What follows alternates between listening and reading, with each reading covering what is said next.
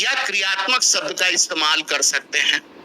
हमने आपको कल ही कहा था मन क्रम वचन, थिंक, फील और एक्शन, तीन के माध्यम से समझना है कौन सा गत्यात्मक गति के अंतर्गत आएगा। सीधी सी बात है, ब्लूम का वर्गीकरण से जुड़ा हुआ प्रश्न है और ब्लूम से जुड़ा हुआ ये क्रियात्मक आयाम गति वाले से जुड़ा हुआ है। बताइए यहां पर क्या आंसर होगा। अरे भाई, यहां पर बी विकल्प को आप ध्यान से देखिएगा।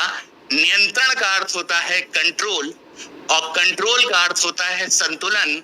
और मान के चलिए यदि मुझे कोई गाड़ी चलाना सीखना है या मुझे जिम्नास्टिक की ट्रेनिंग लेनी है और अभी एप्लीकेशन की क्लास में और ब्लूम में मैंने यही बताया था कि टेक्सोनॉमी केवल नॉलेज के स्तर पर नहीं होती, इमोशंस के स्तर पर नहीं होती, आपको एक्शन काम करके भी देखना पड़ता है, हाथों के द्वारा, गति के द्वारा। और जब गति के द्वारा चाहे आप जिम्नास्ट का काम करें या गाड़ी चलाना सीखें, एक ऐसी स्थिति में आप जरूर प्रवेश करेंगे जब आप शरीर के अंगों को उस विषय वस्तु के साथ तालमेल के साथ संतुलन करना स्थापित कर लेंगे।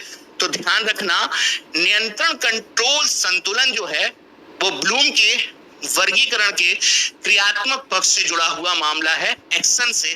बाकी अगर आप ध्यान से देखोगे, ये मूल्य की बात कर दी तो ये ब्लूम तो है लेकिन भावात्मक अफेक्टिव डोमेन से है। विश्लेषण जो है मानसिक स्तर पर है तो ये आपका संज्ञानात्मक स्तर पर है। और व्यवस्थापन को हम संगठन के नाम से जानते हैं और ये हमने कितनी बार आपसे कहा था कि ये आपका भावात्मक में आता है।